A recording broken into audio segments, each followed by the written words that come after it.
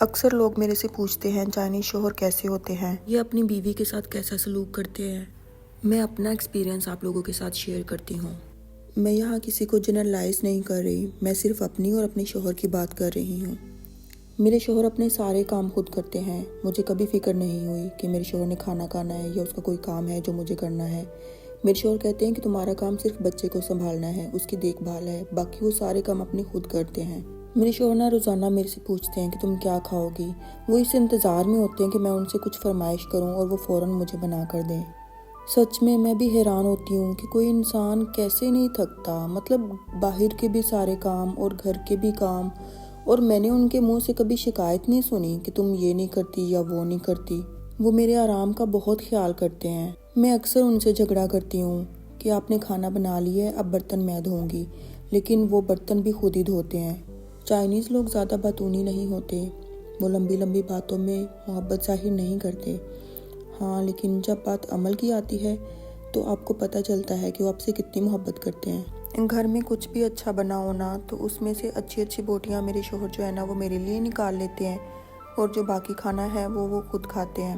جیسے ہمارے پاکستان میں ہمارے گھرانوں میں ہوتا ہے کہ اچھی اچھی بوٹیاں بھائی یا شوہر کے لیے بیویاں نکال لیتی ہیں یا مائیں، اور جو باقی کھانا ہوتا ہے وہ خود کھاتی ہیں۔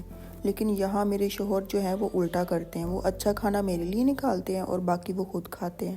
یہ سب صرف کھانے پینے تک محدود نہیں ہے، یہی وہ رویہ زندگی کے ہر چیز میں رکھتے ہیں، چاہے وہ میری صحت ہو یا میرے آرام کی بات ہو یا پھر ہماری بیٹی کی بات ہو۔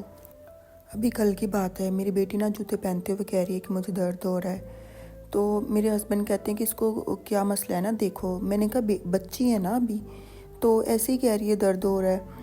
تو میرے شوہر نے کہا نہیں، اگر وہ کہہ رہی ہے تو اس کو کچھ ہو رہا ہے تو وہ کہہ رہی ہے۔ میری بیٹی کے معاملے میں وہ بہت زیادہ حساس ہے۔ ہمارے گھر میں اگر کوئی چیز ختم ہوتی ہے تو میں ابھی سوچ رہی ہوتی ہوں کہ میں ان کو بتاؤں گی، اور وہ چیز ہمارے گھر میں آ جاتی ہے۔ مجھے یہ لگتا ہے کہ شادی کے بعد محبت کے معنی تبدیل ہو جاتے ہیں۔ آپ کو بولنے کی ضرورت نہیں پڑتی، آپ جو کرتے ہو اس میں محبت محسوس ہوتی ہے۔ میرا اور میرے شوہر کا جو ایج گیپ ہے وہ تقریباً 35-40 سال ہے۔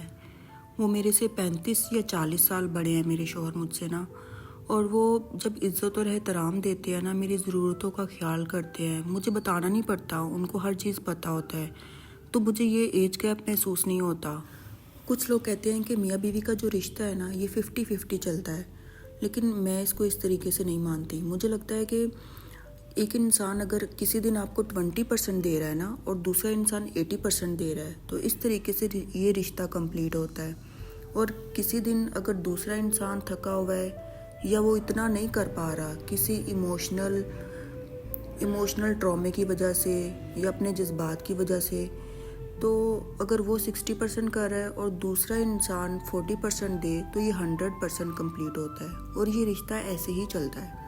پتہ نہیں میں آپ کو اپنی بات سمجھا پائی ہوں یا نہیں، لیکن میں اپنا رشتہ اس طریقے سے لے کر چلتی ہوں۔ میں یہ سب اس لیے بتا رہی ہوں تاکہ لوگ سمجھ سکے کہ محبت صرف بڑے بڑے الفاظ میں نہیں ہوتی، بلکہ روز کی چھوٹی چھوٹی چیزوں میں ہوتی ہے۔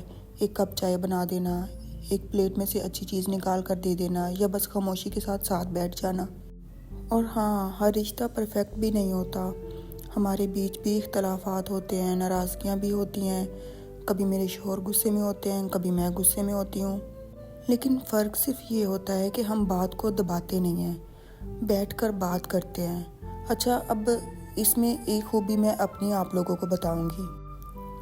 مجھے جب غصہ ہوتا ہے تو اس دوران مجھے پتہ ہوتا ہے کہ ابھی میں غصے میں ہوں، اور میرے شوہر کا غصہ چند منٹوں کا ہوتا ہے اور میرا بھی غصہ صرف چند منٹوں کا ہوتا ہے، لیکن جب مجھے غصہ ہوتا ہے تو میرے شوہر چپ کر جاتے ہیں۔ مجھے ان کی یہ بات بڑی اچھی لگتی ہے، اور یہ میں نے اپنے شوہر سے سیکھی ہے، اور جب وہ غصے میں ہوں تو میں چپ ہوتی ہوں۔ بعض دفعہ اگر ہم دونوں بھی بول رہے ہوں تو مجھے پتہ ہوتا ہے کہ میری لمٹ کہاں تک ہے، کہاں تک ہم حد رکھنی ہے، کہاں تک میں بول سکتی ہوں۔ جب آپ اپنے غصے کو اپنے کنٹرول میں رکھتے ہیں اور آپ کو پتہ ہوتا ہے کہ یہ بارڈر لائن ہے، اس کو کراس نہیں کرنا، تو آپ کا رشتہ بچ جاتا ہے۔ اور میں اکثر غصہ جب مجھے ہوتا ہے میں بول تو لیتی ہوں اپنے شوہر کے ساتھ، پھر اس کے بعد میں بیٹھ کر اپنے شوہر سے اس بارے میں بات بھی کرتی ہوں۔ میں اس کو بتاتی ہوں کہ میں اس وجہ سے غصے میں تھی۔ اکثر میرے شوہر نہیں پوچھتے کہ تم کیوں غصے میں تھی، لیکن میں خود جا کر بتاتی ہوں کیونکہ اس رشتے میں اگر ہم کمیونیکیٹ کرنا چھوڑ دیں گے تو یہ پھر سب سے بڑی وجہ بنتی ہے نا رشتہ خراب ہونے کی۔ مجھے لگتا ہے کہ چاہے آپ کسی بھی ملک سے ہو، کسی بھی کلچر میں ہو، اصل چیز جو ہے وہ ہے انسان ہونا، احترام، صبر اور خیال۔ یہی وہ چیزیں ہیں جو کسی بھی رشتے کو مضبوط بناتی ہیں۔ اگر آپ لوگ بھی مختلف کلچرز کے بارے میں جاننا چاہتے ہیں یا میرے ایسے ریئل ایکسپیرینس سننا چاہتے ہیں تو کمنٹ میں ضرور بتائیے گا، آپ کی رائے میرے لیے بہت اہم ہے۔